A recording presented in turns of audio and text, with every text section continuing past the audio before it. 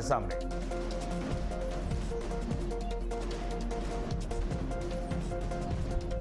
नमस्कार, बहुत स्वागत है आपका भारत अपडेट देख रहे हैं आप। मैं हूं आपके साथ कीर्तिमान सिंह। बुलेटिन शुरुआत करते हैं बड़ी खबर के साथ। राम मंदिर चढ़ावा चोरी मामले में एफआईआर दर्ज हो गई है। राम जन्मभूमि ट्रस्ट ने एफआईआर दर्ज कराई है। बड़ी खबर आपको बता दें, इस वक्त की अयोध्या के थाने में एफआईआर दर्ज कराई गई है। राम जन्मभूमि ट्रस्ट ने एफआईआर दर्ज करा दी है, जिसमें टिन्नू यादव जो चंपत राय बंसल के चालक हैं, वाहन चालक टिन्नू यादव, उसके खिलाफ अनुकल्प मिश्रा के खिलाफ एफआईआर दर्ज कराई गई है। लवकुश मिश्रा के घर से बताया जा रहा है कि 10 लाख रुपए बरामद हुए हैं, यानी कि छोटी मछलियों के ऊपर एफआईआर दर्ज करा दी गई है। ये जितनी भी छोटी मछलियां हैं, इन सब के ऊपर एफआईआर दर्ज करा दी गई है। एसआईटी की रिपोर्ट के आधार पर एफआईआर दर्ज हुई है। सीएम योगी आदित्यनाथ ने निर्देश दिए थे।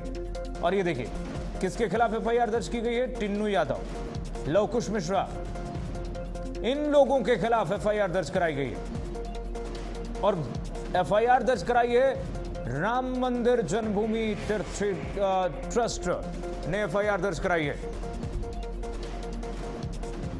बड़े लोगों का नाम नहीं है इस एफआईआर में। बड़ा सवाल ये है, बड़े लोगों का नाम नहीं, बड़ा सवाल। अयोध्या के थाने में एफआईआर जो दर्ज कराई गई है, उसमें 3 लोगों के खिलाफ एफआईआर दर्ज की गई है। आइए बढ़ेंगे आगे। अयोध्या में भगवान श्री राम की जन्मभूमि पर बने भव्य राम मंदिर से जुड़ा एक कथित चंदा गड़बड़ी का मामला इन दिनों चर्चाओं में है। श्रद्धालुओं की आस्था और पारदर्शिता से जुड़े इस विषय ने कई सवाल खड़े किए हैं। आखिर पूरा मामला क्या है, जांच किस स्तर पर पहुंची है और भविष्य में ऐसी घटनाओं की पुनरावृत्ति रोकने के लिए क्या व्यवस्थाएं की जा रही हैं, इन्हीं महत्वपूर्ण बिंदुओं पर विस्तार से हमारे संवाददाता ने बातचीत की है आलोक कुमार से, जो वीएचपी के अध्यक्ष हैं। जरा सुनिए। राम मंदिर के कथित चंदा चोरी का मामला पूरी दुनिया में इस समय चर्चा में है। हमारे साथ विश्व हिंदू परिषद के अध्यक्ष आलोक कुमार जी है। आइए आलोक जी समझते हैं इस मसले पर विश्व हिंदू परिषद क्या पक्ष है। आलोक जी, जिस तरह चंदा चोरी का मसला पूरी दुनिया में इस समय चर्चा में है, करोड़ों हिंदुओं की आस्था पर एक तरह से लोग चोट बता रहे हैं। इसे ठीक बता रहे, करोड़ों हिंदुओं की आस्था पर चोट लगी है, हम सबके मन में भी लगी है। एक पीड़ा कि राम जी के जन्म स्थान पे बने हुए उनके भव्य मंदिर में उनको श्रद्धालुओं ने चढ़ाए हुए चढ़ावे के पैसे में से कुछ पैसे का गबन किया गया है। और इसलिए अब हमने कहा है कि एसआईटी ने अपनी प्राथमिक जांच पूरी कर ली।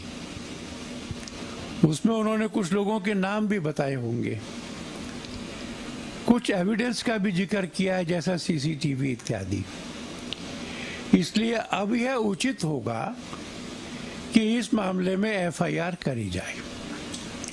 एफआईआर होने के बाद में हम चाहेंगे कि पुलिस के बहुत वरिष्ठ और अनुभवी अधिकारी इसकी जांच करें, समयबद्ध करें, जल्दी पूरा करें, चालान फाइल करें।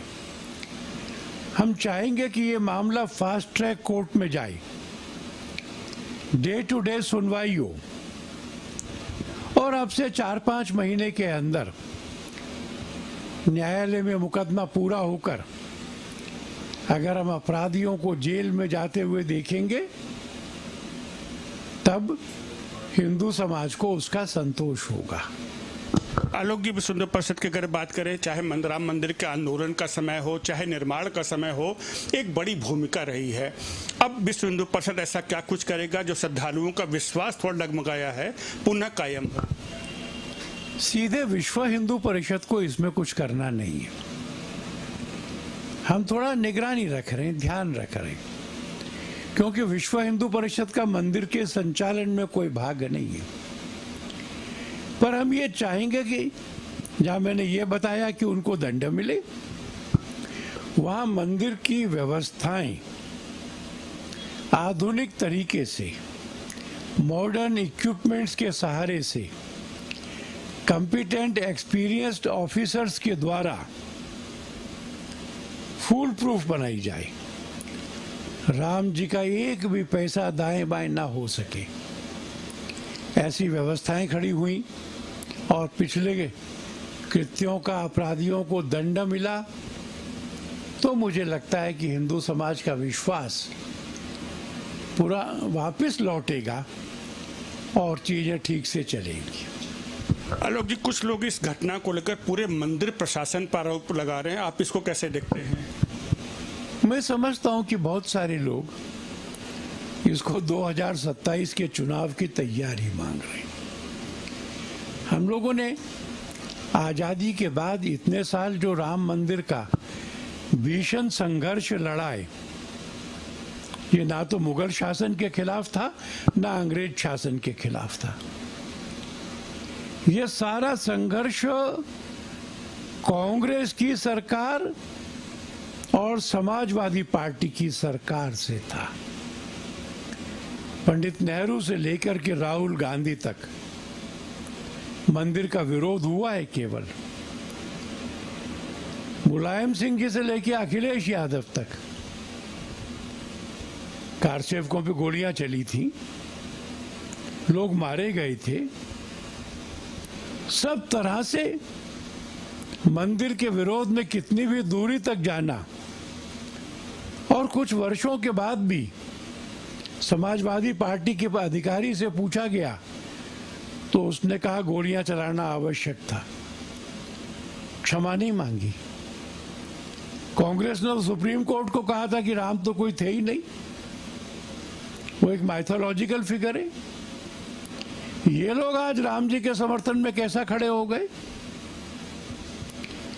चुनाव के लिए ये नाटक किया जा रहा है और जनता इस मामले में राजनीति करने वालों को भी क्षमा नहीं करेगी।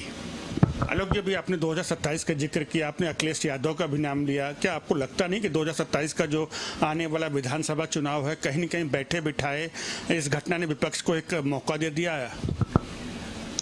मुझे ऐसा नहीं लगता। मुझे लगता है कि अगर सब लोगों ने चाक चौबंद होकर के कमर कस के सुनिश्चित किया कि आने वाले समय में इन लोगों को हम सजा दिलवाएंगे, अगर हमने व्यवस्थाएं अच्छी की तो हम पुनः जनता का विश्वास प्राप्त कर लेंगे। और इन लोगों की क्रेडिबिलिटी हम जानते हैं। कोई ये विश्वास नहीं करेगा कि इनमें से किसी को राम जी से कोई वास्तविक प्रेम है। आलोक जी, आज जिला प्रशासन से जो है प्रधानमंत्री कार्यालय ने एक जो है रिपोर्ट मांगी है, इस चंदा चोरी प्रकरण पूरी रिपोर्ट दी जाए, तो जिला प्रशासन ने यह कहकर इसको खारिज कर दिया क्योंकि अभी एसआईटी की जांच चल रही है, अभी हम प्रधानमंत्री कार्यालय को कोई भी जानकारी देने में सक्षम नहीं है। मुझे इसके बारे में कुछ पता नहीं है, आपसे ही सुन रहा हूँ, पर मुझे ये थोड़ा अंदाज लग रहा है, थोड़ा ये कठिन लग रहा है सोचना कि प्रधानमंत्री कार्यालय कुछ जिम्मेवारी मांगे, जानकारी मांगे और जिला प्रशासन प्रधानमंत्री कार्यालय की प्रार्थना को खारिज कर दे। ऐसा मुझे थोड़ा विचित्र लग रहा है, पर मैं क्योंकि जानता नहीं हूँ इसलिए कमेंट नहीं कर सकता। आलोक जी, अयोध्या की अगर बात के साथ ही साथ उज्जैन को लेकर भी पिछले 2 दिनों से कुछ चीजें चर्चा में। उज्जैन में जो है वहाँ के मध्य प्रदेश के मुख्यमंत्री हैं, उनके ऊपर आरोप लग रहे कि उनके परिवार ने काफी जमीनें वहाँ पर जो है खरीदी है। इस मामले का अयोध्या से कोई संबंध नहीं, मैं इस पे कुछ टिप्पणी भी नहीं कर सकता, सिवाय इसके कि जहां कहीं भी कुछ गंभीरता से आरोप लगता है तो किसके खिलाफ लगा है इसकी चिंता किए बगैर ईमानदारी से इन्वेस्टिगेट होना चाहिए। भारत अपडेट समझने के लिए बहुत बहुत धन्यवाद। देखा आपने, ये थे विश्व हिंदू परिषद के अध्यक्ष आलोक कुमार जी। कैमरा पर्सन कुमार सचिन के साथ महेश ने कमल, भारत अपडेट, दिल्ली। आइए बढ़ेंगे आगे। उत्तर प्रदेश की सियासत में बीजेपी ने एक बड़ा दांव चलाया। 2027 विधानसभा चुनाव अभी दूर है, उतना भी दूर नहीं है, लेकिन बीजेपी ने अपनी चुनावी तैयारी को धार देना अभी से शुरू कर दिया है। प्रदेश अध्यक्ष पंकज चौधरी की नई टीम का ऐलान हो चुका है। इस टीम में जातीय संतुलन, क्षेत्रीय समीकरण और युवा चेहरों और अनुभवी नेताओं का ऐसा मिश्रण देखने को मिला है आप देखकर चौंक जाएंगे। देखिए हमारी खास रिपोर्ट। उत्तर प्रदेश की सत्ता में लगातार दूसरी बार काबिज बीजेपी अब तीसरी बार सरकार बनाने की मिशन में जुट चुकी है। इसी रणनीति के तहत पार्टी ने प्रदेश संगठन में बड़ा बदलाव करते हुए नई टीम का ऐलान कर दिया। लंबे समय से संगठनात्मक फेरबदल का इंतजार किया जा रहा था। प्रदेश अध्यक्ष पंकज चौधरी के नेतृत्व में घोषित इस नई टीम को लेकर दिल्ली से लेकर लखनऊ तक कई दौर की बैठकों का सिलसिला चला। आखिरकार गुरुवार को जारी सूची में प्रदेश पदाधिकारियों से लेकर क्षेत्रीय अध्यक्षों तक नए नामों को जिम्मेदारी दी गई। बीजेपी ने इस टीम के जरिए साफ संकेत दिया है कि उसका पूरा फोकस अब 2027 विधानसभा चुनाव पर है। संगठन में सामाजिक प्रतिनिधित्व, क्षेत्रीय संतुलन और चुनावी गणित को ध्यान में रखकर नई जिम्मेदारियां बांटी गई।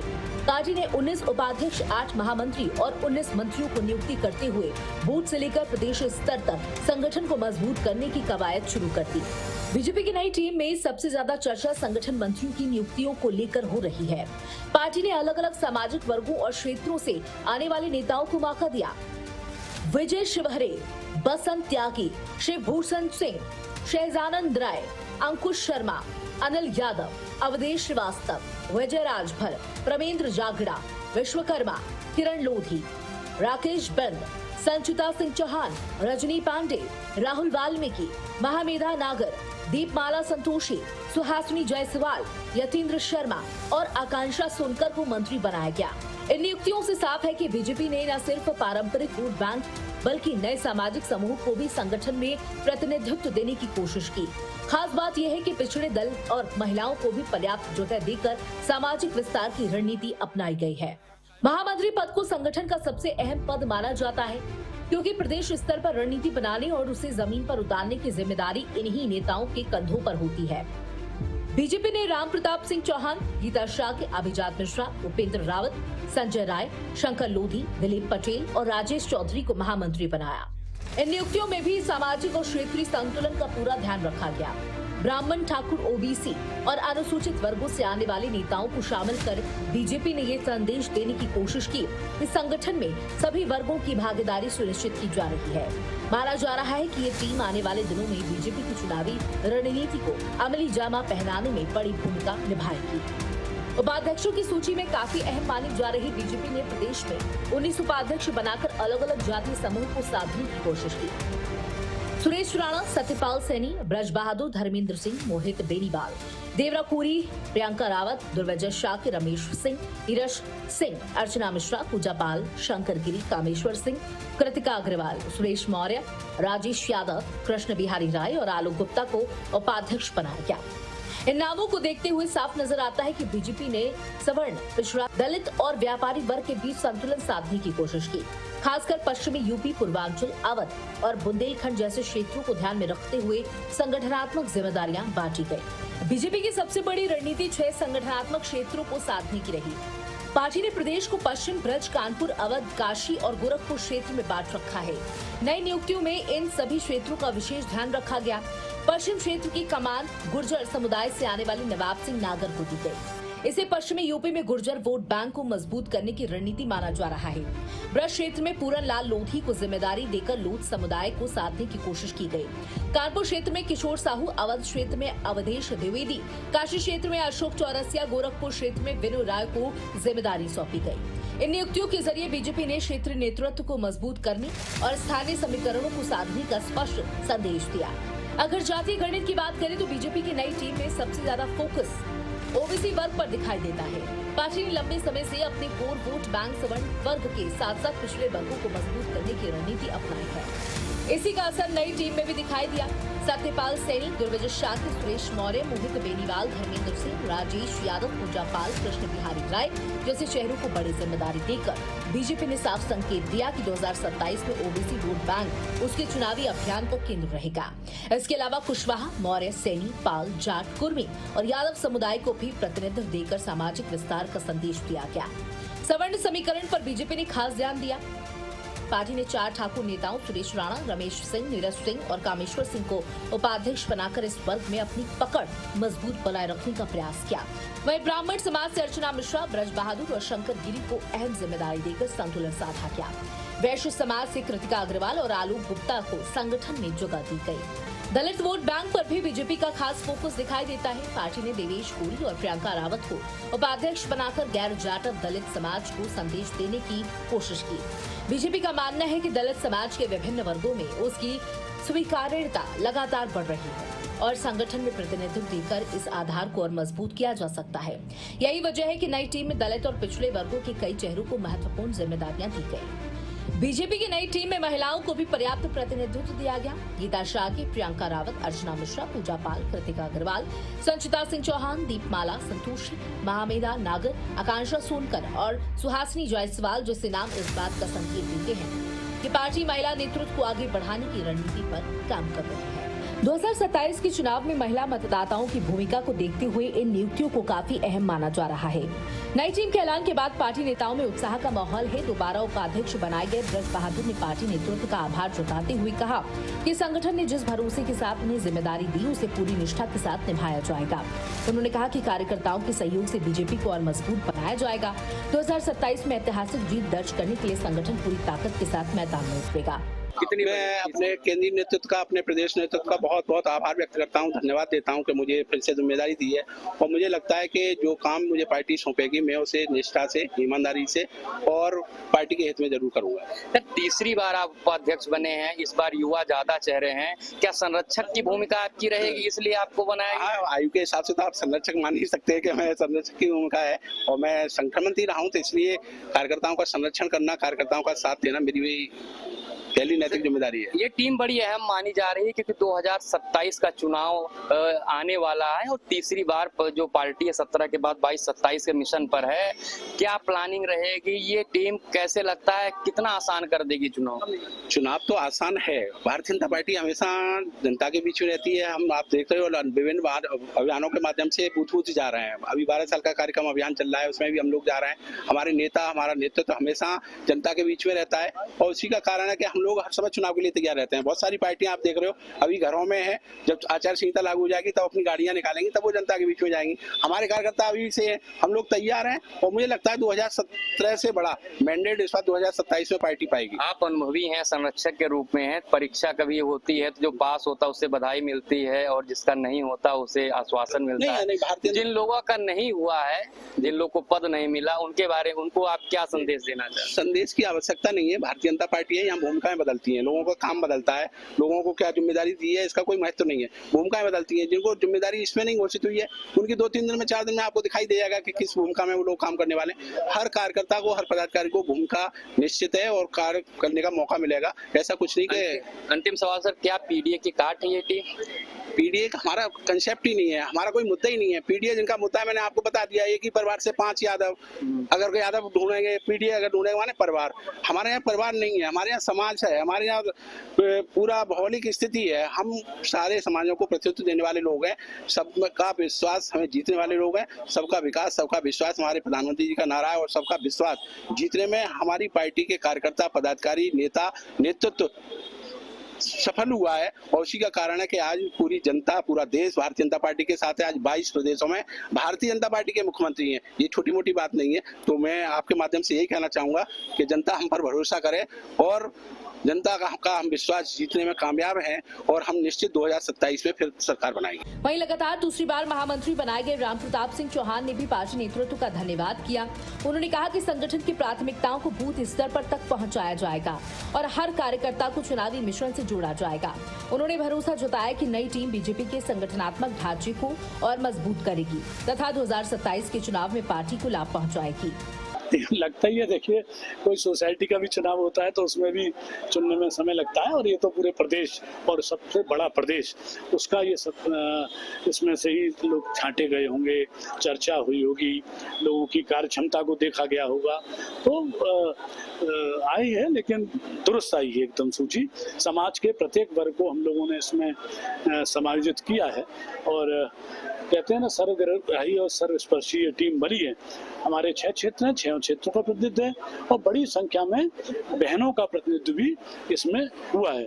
तो हम लोग हमेशा से हम लोगों ने कहा है कि हम सबको साथ लेके चलते हैं, तो सबको साथ लेके चलने का काम हम लोगों ने किया है। सर नाम कम रिपीट हुए हैं, लेकिन ये जैसे क्या युवाओं को और जो सीनियर हैं जैसे आप एक संरक्षक की भूमिका में हो सकते हैं, क्या अनुभव और जुनून दोनों का कॉम्बिनेशन रखा गया है? हम लोग के अनुभव के साथ जुनून भी है, राजनीति है। बिल्कुल, जिसने जुनून खो दिया फिर वो राजनीति नहीं कर पाएगा। जुनून आज भी हम लोग के अंदर वो ही है जो युवा मोर्चा हुआ करता था। महिलाओं की बात हो रही है, कितने प्रतिशत लगभग इसमें नाम है महिला? नहीं, बड़ी आप देखिए बड़ी संख्या में, अभी तो जैसी सूची आई है मैं बाहर आ गया हूँ, तो बड़ी संख्या में बहनें आई। एक सेकंड में पढ़ लिया होगा आप तो नहीं, बड़ी संख्या में बहनें हैं और जो हमारे नेतृत्व ने तय किया उसको पूरा किया है। 27 में कितना असर करेगी? 27 हम 17 को दोहराने वाले हैं और 27 में हम 17 से भी आगे जाने वाले हैं। कुल मिलाकर बीजेपी की नई टीम सिर्फ संगठनात्मक फेरबदल नहीं बल्कि 2027 के विधानसभा चुनाव की बड़ी रणनीति का हिस्सा मानी जा रही है। जातीय संतुलन, क्षेत्रीय प्रतिनिधित्व, महिला भागीदारी और ओबीसी दलित समीकरणों को साधते हुए पार्टी ने एक ऐसा संगठनात्मक ढांचा तैयार किया है जिसके जरिए चुनावी मैदान में उतरने की तैयारी की जा रही है। अब सबकी नजर इस बात पर होगी कि बीजेपी की ये नई टीम आने वाले दिनों में पार्टी की चुनावी रणनीति को कितनी मजबूती दे पाती है। Bureau report, Bharat update. पर अब स्वागत है आपका हरियाणा डायरी में। हरियाणा के विकास को नई रफ्तार देने की